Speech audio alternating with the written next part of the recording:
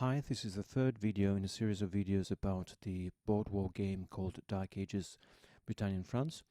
I remind you also that we are on BoardGameGeek.com and we invite you to rate our game if you happen to play it. The topic of today is assault mode. In the game there are two ways of fighting enemy units. One is the assault mode, and the other one is the melee mode, which we'll talk about in other videos to come. Now we're focusing on the assault mode, and let's pretend that I'm playing this scenario as a French player, so I'm the blue player. It's the beginning of my turn, of my round, sorry, and I have to choose one of these three cards to activate my units. I choose Knight's Attack, which gives me 3 activation points with which I can activate my units. Remember that the number on the lower left corner of a card is the activation number. And so with these 3 points I can activate the leader Aumale, and this will allow me to activate for free, so to speak, also the adjacent units, so the Spearman unit, the Feudal Knights unit, and also the one that Aumale is sharing the same axe with, which is the Man-at-Arms unit. So I'm going to activate this one with the first point, and then I will use the other 2 points to activate the Feudal Knights here and the Swordsman here. Now, back to the first activation. So activate Aumale, and I want to perform an assault with this Feudal Knights unit. Now, to perform an assault, the assaulting unit must always start its movement phase with no adjacent enemy units. Okay, so this one has no adjacent enemy units, so it can perform an assault. The target unit must be within the movement allowance of the unit. In this case, the Feudal Knights move 2 axes, so they have many different units within range. In theory, I might assault all of these, but since this is a cavalry unit, I can't go through this kind of terrain feature, which is sharpened poles, okay, because cavalry units, both light and heavy, can go through this kind of barriers, and so they can't attack. So I'm choosing this one as a target, and I'm simply moving adjacent to it, and at this point I declare the assault. There might be a situation in which the defending units might decide to evade and run away, so to speak, and avoid combat. We'll talk about evasion in another video, but this is not the case. So in this case, the men-at-arms must face the assault. Assault has several bonuses. First of all, in an assault, the attacking, the assaulting unit has always 1 extra die roll. So in this case, I'm not rolling 5 dice for the 5 blue cubes I have, but I'm rolling 6. The extra die is for the assault bonus. The other bonus that the assault gives me is that I always, as an attacker, as an assaulting unit, I always roll first. I always roll before the defender, no matter my morale level. So even though, let's say that this Feudal Knights unit had, for example, only 1 ball, 1 golden ball, so a very low morale, in theory it would roll after the men-at-arms, who have 3 as a morale level.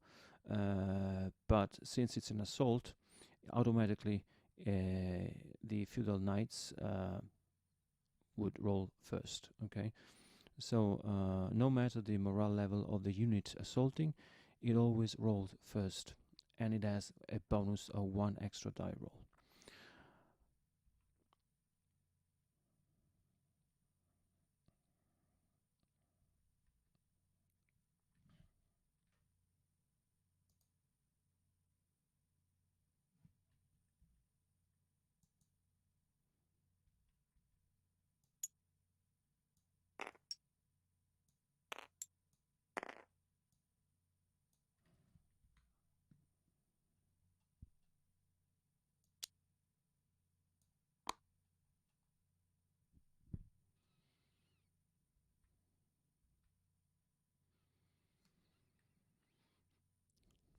Now let's pretend that I carried out the assault, and it went very well for the blue feudal knights. I almost destroyed the enemy unit, and it had to retreat.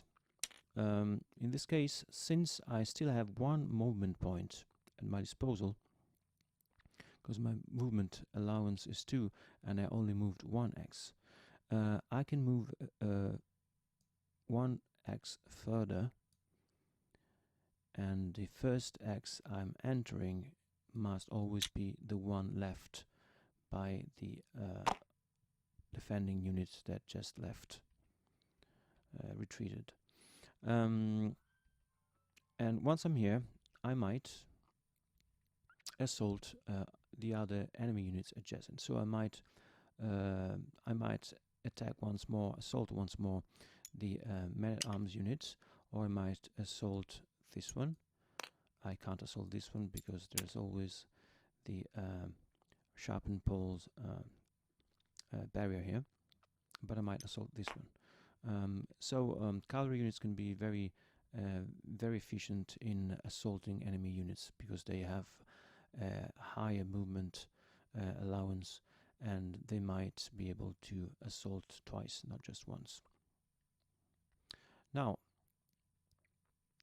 I've carried out the assault. Remember that assaults must always be carried out one after the other, so you always have to resolve them as soon as you declare them, and then move on to other movements or other assaults. So I've carried out this assault. Now I can move the other units. I still have to move the spearmen and the men-at-arms with their general, with their leader. The spearmen, in this case, even though they are adjacent to an enemy unit, this is an archer unit. So archer units, longbows, crossbows, and regular archers, they don't engage the enemy. So in this case, the spearmen might move and go anywhere. They're not forced to stay in this X. But I won't move them. They might go 1x here or 1x here.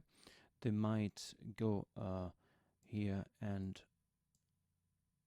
assault the spearman unit on the left here. In this case, the archers might evade because they are archers and they're attacked by an infantry unit. But I won't. So I'm just